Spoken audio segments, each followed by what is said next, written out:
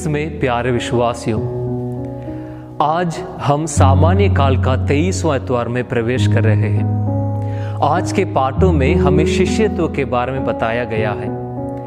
डीट्रिश बोनहोफर द्वारा लिखित the cost of discipleship नामक एक पुस्तक है, जिसमें वे सुंदर रूप से कहते हैं कि जब यीशु एक व्यक्ति को बुलाते हैं तो वे कहते हैं आओ और मरो। इसका सीधा सा मतलब यह है कि जो कोई प्रभु यीशु का अनुसरण करना चाहता है तो वह अपने पुराने स्वभाव को त्यागना और एक नया जीवन यीशु क्रिस्त में धारण करना होगा। इसके महत्व को आज के सुसमाचार में यीशु कहते हैं कि तुम अपना सब कुछ त्यागे बिना मेरे शिष्य नहीं बन सकते हो। इसीलिए एक शिष्य होने के नाते हम अपने जीवन में यीशु मसीह को प्रथम स्थान देना चाहिए और सबसे ज्यादा प्यार उन्हीं से करना चाहिए। इसीलिए यीशु कहते हैं आज के सुसमाचार में अध्याय 14 पद संख्या 26 में, यदि कोई मेरे पास आता है, अपने माता पिता, पति पत्नी, संतान, भाई बहनों और यहाँ तक कि अपने जीवन से बैर नहीं करता तो वह मेरा शिष्य नहीं हो सकता है। इसी को मत्ती के सुसमाचार अध्याय 10 पद संख्या 37 में स्पष्ट करते हुए यीशु कहते हैं, जो अपने माता पिता को मुझसे अधिक प्यार करता है वह मेरा शिष्य नहीं हो सकता है। इसीलिए इन बातों पर मनन चिंतन करते समय 6 प्रमुख बातें हमारे सामने आती है। सबसे पहली बात यह है कि हम अपने जीवन में यीशु मसीह को प्रथम स्थान देना चाहिए। एक उत्तम शिष्य की दूसरी महत्वपूर्ण विशेषता यह है कि वह अपनी दैनिक पीड़ाओं, समस्याओं, जरूरतों, प्रलोभनों और यहाँ तक कि अपने दुखों को अपना क्रूस मानकर सहर्ष ग्रहण करें। क्योंकि आज के सुसमाचार में यीशु कहते हैं, जो अपना क्रूस उठाकर मेरा अनुसरण नहीं करता तो वह मेरा शिष्य नहीं बन सकता है।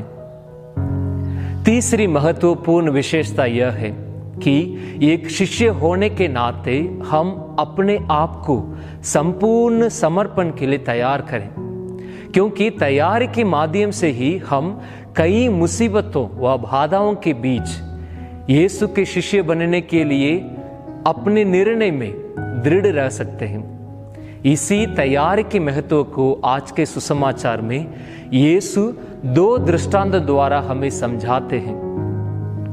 चौथी महत्वपूर्ण बात यह है कि एक शिष्य से अपेक्षा की जाती है कि वह अपने आप को नम्र बनाए। जैसे हम संत पौलुस के जीवन में पाते हैं, जो अत्याचारी था पर यीशु के शिष्य बनने के बाद अपने आप को नम्र बनाया और यीशु का सुसमाचार का प्रचार किया और लोगों की सेवा की। आज के दूसरे पाठ में हम देखते हैं पौलुस अपने आप को नम्र बनाकर फिलमोन से अपने दास ओनेसिमुस को क्षमा कर वापस स्वीकार करने के लिए निवेदन करता है। पांचवी महत्वपूर्ण बात यह है कि कोई भी किसी भी मजबूरी से नहीं बल्कि अपनी मर्जी से यीशु का शिष्य बनने का निर्णय ले। क्योंकि आज के दूसरे पाठ में हमें बताया गया है कि अच्छाई किसी मजबूरी से नहीं बल्कि स्वेच्छा से होनी चाहिए। इसलिए प्रिय विश्वासियों, आजकल की दुनिया में हम देखते हैं हर कोई अपने ज्ञान और पवित्र आत्मा प्रदान करने वाले ईश्वर की उपहार को भूलकर जो भी वह हासिल करता है उसका श्रेय वह स्वयं लेना चाहता है। लेकिन तब तक हमें ऊपर से प्रज्ञा और पवित्र आत्मा ना दी जाए तब तक हम कुछ भी नहीं हैं। इसी को हम आज के पहले पाठ प्रज्ञा ग्रंथ अध्याय 9 पद संख्या 17 में पढ़ते हैं। यदि प्रभु ने अपनी प्रज्ञा नहीं दिया होता और अपने पवित्र आत्मा को नहीं भेजा होता तो उनकी इच्छा को कौन जान पाता। इसीलिए छठवीं और अंतिम महत्वपूर्ण बात आज के पहले पाठ में से मिलती है कि हर एक शिष्य को प्रज्ञा तथा पवित्र आत्मा के अभिषेक के लिए निरंतर प्रार्थना करते रहना चाहिए, ताकि हम ईश्वर की इच्छा को जान पाएं और एक वफादार शिष्य बन सकें।